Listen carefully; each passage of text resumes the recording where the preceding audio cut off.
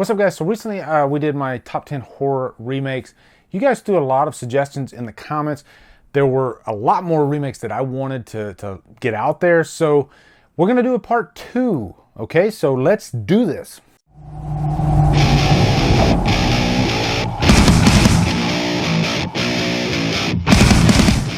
What is up, guys? It's time for another Drumdums ranking. First off, if you want to check out my previous rankings, I just did my top 10 remakes. I did my worst slashers, and I have 3 top 10 best slasher videos. So if you check out my rankings playlist right here, you can check out all that great stuff. But I wanted to do a part 2 for remakes because I think there's a lot more great remakes out there. And I saw a few comments saying I can't even think of like 5 great remakes. I disagree, good sirs and ma'am. And before we get into this, I saw a lot of people mentioning The Hills Have Eyes. I can't put that on my list because I don't remember it that much at all. I remember it was good, but I want to give you like a fair assessment when I'm discussing a movie, and I don't want to just bullshit my way through an assessment. I want to be able to have seen the movie, and it's been so many years since I saw The Hills Have Eyes, so here's what I'm going to do for you guys. I'm going to watch that movie, and I'm going to review it for you guys to make up for it, because I don't want to put it in the top 10 if I don't remember it that much, and I don't think that's fair to you guys. So, but I will review it, and I'm actually looking forward to it. Also, one that I wanted to mention was the Friday the 13th remake. I saw a lot of people mentioning that one. It's not going to be on my list, guys, okay? I know a lot of you guys love that. This is like Cody's favorite Friday the 13th movie.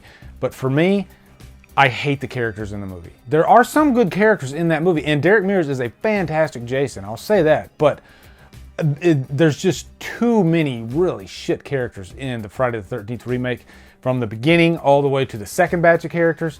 So that movie's kind of in the middle. It might go on like my most like disappointing remakes, because it wouldn't be in my worst remakes list, you know? I don't think it's a bad movie. I think I have a lot of fun with that movie, but man, the characters really just, I hate them. Okay, now we're gonna get going. I'm gonna give you 3 honorable mentions. You're gonna throw tomatoes at me for one of them, but I don't care. It's my freaking list, okay?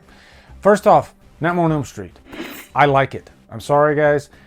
You might say you don't like the Friday the 13th characters. I like the Nightmare on Elm Street characters. I know a lot of you guys don't. I think a lot of the characters in that movie, they do seem kind of depressed, but if you were in the situation that they're in, I think you'd be depressed too. And I think it felt real. And I liked Jackie Earle Haley. So I have a good time with the Nightmare on Elm Street remake. I think it's highly underrated. I like a dark Freddy. You guys know that about me. So for me, it works. I have a good time with it. Rooney Mara, not a good Nancy. I will definitely give you that. Next honorable mention is going to be the Fright Night remake, and I know a lot of you guys love this remake, but to me, I hold the original so dear to my heart, and it's so much better than the remake, in my opinion. I think that Colin Farrell is good in the movie, but as far as the Peter Vincent character, what Roddy McDowall did, I mean, it was pretty much the equivalent of like a Dr. Loomis. I thought he was fantastic, and the guy that played him in the remake, I thought was kind of a joke. So it doesn't make my top 10. It's still fun, but not the top 10. And the last honorable mention that I'm definitely going to recommend is the Night of the Demons remake, because it is one of the sexiest horror movies I've ever seen. And that's got to count for something, right? You know, it's just an updated version of the original with Linnea Quigley, who has a cameo in this movie. But, you know, Monica Keena, a lot of very attractive women in this movie, and it's really superficial on my part. I'm going to own that. Okay, here we go. Number 10 is going to be The Ring. This is a remake of a foreign film. I'm kind of iffy with saying an American version of a foreign film is necessarily a remake, but we'll call it a remake. And I know in my last list, Wolf Myers gave me some crap because he said, wait, The Thing is not technically a remake. Every time I've ever heard anybody mention The Thing, the word remake is either before or after it.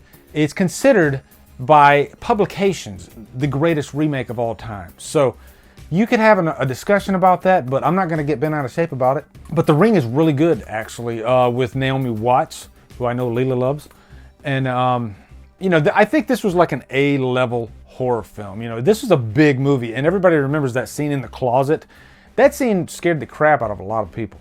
And it's one of the few uses of CGI that I think actually works really well. I think that was CGI. Correct me in the comments if I'm wrong. It looked like it was CGI. Number 9, I'm gonna give this one to Rob Zombie's Halloween, just because I really loved Tyler Mane in that movie. The second half I think is really good. The first half I do have some problems with, especially, you know, the white trash aspect of it. But I think it does a lot of things right. And the last act is really good. It's definitely not the best Halloween movie out there, but I think it's a decent remake. I always have a decent time when I watch it. You know, and if you want a hard-edged Halloween, it definitely gives you that. So I'm gonna give it that. I especially love the scene where Michael gets his mask for the first time when he comes back, and he breaks the floorboards out of the house. Really cool scene, actually. Number 8, When a Stranger Calls. This is one that I actually prefer over the original. I watched the original. I love the one segment where they're actually in the house, but the rest of the movie is kind of a character study of the killer. And that can work, but for me, it just didn't work in this movie. But in the remake, they focus on the house the whole time. And you got this young teenager, she's babysitting. And I think the guy who played the killer was very effective in this movie. You know, this is a guy that played in Gladiator, he played in Braveheart. Really good killer, actually. And this is one of the few PG-13 slasher movies that I think worked pretty well because it was built around tension. Number 7, The Town That Dreaded Sundown. This is one that people don't talk about that much, but I actually love this remake. It's filmed very differently than most remakes. It's one where the original movie exists in the timeline of this movie. But really the big thing I love about this one too is just the atmosphere of it. It's just really dark. I think the lighting is just so on point with The Town That Dreaded Sundown. I love the voice of the killer. It's really creepy. I'm a sucker for sackhead killers. I don't know what it is about them, but I just love sackhead killers. So this one works really well for me. Number 6, Black Christmas, or I guess Black Xmas. This is one that I came around to because I honestly, I'm not gonna lie to you guys, I hated this movie when I first saw it because of the Agnes character. And that is still my least favorite part of the movie, but if you can put that aside, and I guess just enjoy the kills that Agnes does, because she does have some pretty gruesome kills, it is a fun Christmas horror movie. Big shout out to Lindsay from Mother Mayhem too. We are always defending this movie. I love Christmas horror movies, and the atmosphere in this one I think is so good. The lighting, you know, they use a lot of those like Christmas colors like blues and reds, but there's definitely kind of a creepy vibe to the lighting in this movie. And it really goes for the jugular. It goes in places that most slasher movies don't go. I mean, there's even like incest and all kinds of crazy stuff in this movie. But it's a fun Christmas horror movie, I think. And that Blu-ray is out of print and it's pretty up there in price on eBay. Number 5 is another movie that I don't hear talked about that much that I think is excellent. The Wolfman, starring Benicio del Toro. I remember Benicio put a lot on the line for this movie because he produced it. His heart was in the project. Lon Chaney is the famous Wolfman from the 30s, 40s. But this is a great remake because it's set in the same time frame. You got some heavy hitters in the acting department with Anthony Hopkins. But really the big thing about it is Benicio del Toro's performance as the Wolfman. There are some crazy bloody scenes in this movie, especially the scene where he like puts his claws like through the guy's neck and you see him coming out. The transformation scenes I think are brilliant in The Wolfman. Number 4 is a remake that's very similar to the original, but it works very well, I think. Let Me In, the remake of Let the Right One In. Let the Right One, I think, is the greatest vampire movie ever made. I'm gonna say that right now. Let Me In is a good remake though. I think Chloe Grace Moretz did a great job in it actually. Richard Jenkins, who played the dad. Richard Jenkins is a highly underrated actor, actually. And this one really gets under your skin. It's unsettling. You know, they didn't give you that glossy remake like we usually get. You know, this one, they kept it very chilling and dark. And again, Chloe Grace Moretz, great performance in this movie. Number 3, a lot of you guys were mentioning this in the comments on the last one. To me, it's a remake. Yeah, the first one was a TV show, but you know, everybody refers to it as a remake. To me, a remake is defined as an updated version of a movie or property that was very popular in the past. So it's undeniable. I think it's a remake. It's sort of a remake because it only covers half of what the original was. The original really would make up part 2 of it actually as well. But for the sake of this countdown, it definitely belongs in here. I think the big thing about this movie is 2 things. The kids in the movie were very effective, and especially Bill Skarsgård. His performance as Pennywise, he chose not to copy what Tim Curry did, and I think that was a very wise decision.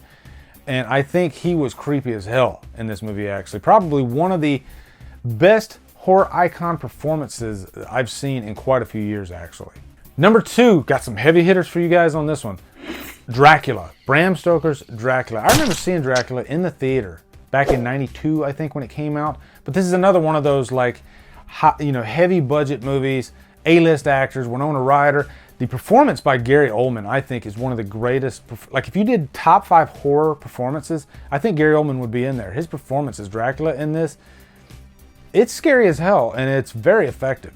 And he plays, different versions of the character. He plays this, like, very charming, seductive type of character, and then he plays the old version of Dracula, which will kill you in a heartbeat.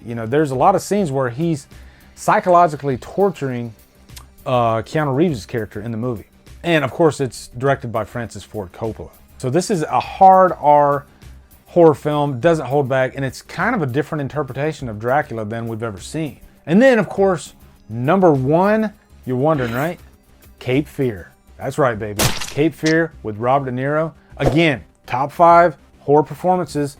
You got your Jack Nicholson in there, but I think De Niro's performance in Cape Fear, you could tell that he lost himself in this role. I mean, he was a dangerous man in this role. I probably wouldn't want to be on set with him. I mean, you see what De Niro would put his body through for the roles that he takes, and Cape Fear is no exception. Max Cady is a scary-ass character. And this is a movie that people don't talk about that much, with Nick Nolte. And Nick Nolte just goes through hell in this movie. Max Cady makes his life a living hell.